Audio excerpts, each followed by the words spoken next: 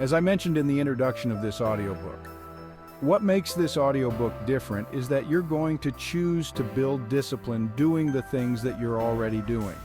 You're not going to be assuming weird yoga poses. You're not going to adopt exotic meditation or mindfulness practices. You're not going to be doing any of that. Instead, you're just going to look at what you currently do and build discipline doing those things. This may seem small. In many cases, they may even seem trivial. However, just as small streams combine to produce big rivers, all these small tasks, when practiced routinely and mindfully pursued, can lead to increasing levels of personal discipline over time. Meet deadlines. If you work, chances are you are dealing with deadlines already. There's also a high likelihood that you probably have blown through a deadline or two in your career. You can build discipline by making it a point to meet deadlines every single time. I understand this can seem like a tall order right now. However, the more you commit to this and the more you achieve it, the easier it becomes. You just have to consciously commit to doing it and understand what's at stake. It is not just a matter of getting stuff done by a certain point in time so your boss would be happy. Instead, it's all about practicing discipline in a very practical way that you can repeat over and over again. Simply commit to meeting them more often and make it a point to put in the effort to meet your deadlines each and every time. I understand this is probably not going to happen the first time you do it. That's okay. However, the more you try, the easier it becomes until eventually you don't even notice because it's become part of your routine. Put in the work. I know this seems kind of obvious. After all, if you have a job, it is easy for you to automatically think that you're already working. What if I told you that typical employees' 8 hours can actually be condensed into 1 productive hour of work? I know it's quite shocking, but it's absolutely true. Just pay attention to what you yourself are personally doing. Do you work all 8 hours when you're at your job? Chances are you don't.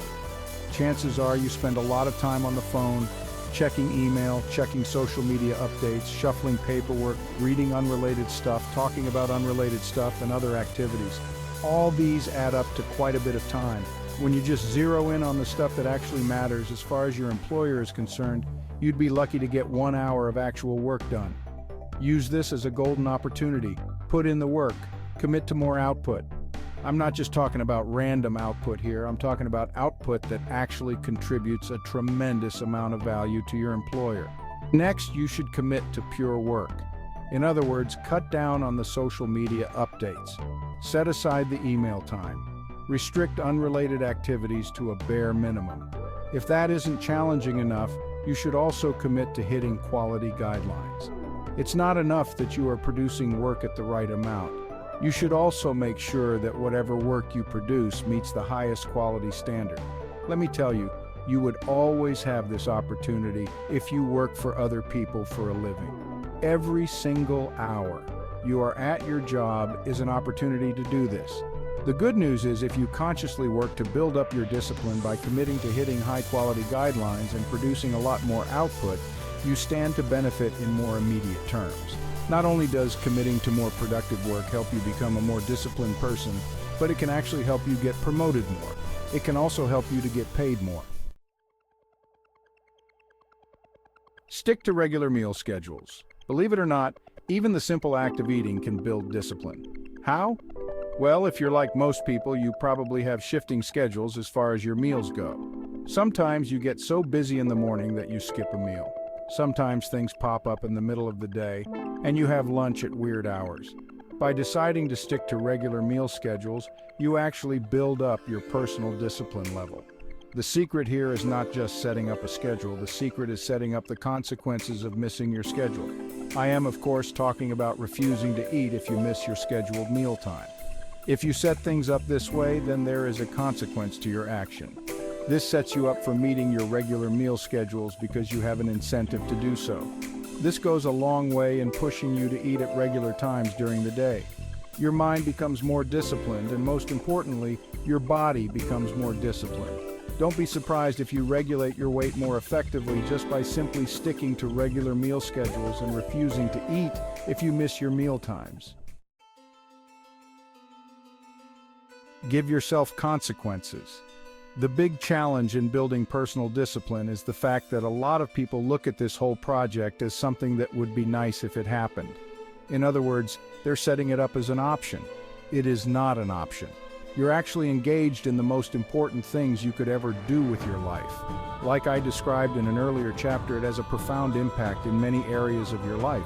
It also applies across the board. Unfortunately, if you were to view this as something that would be nice if it happened, you don't really set up any negative consequences for yourself. If you don't show up to work on time, that's just another blown schedule. If you don't eat a meal on time, welcome to the club. You have to get out of those mindsets. You have to instead give yourself consequences if you drop the ball.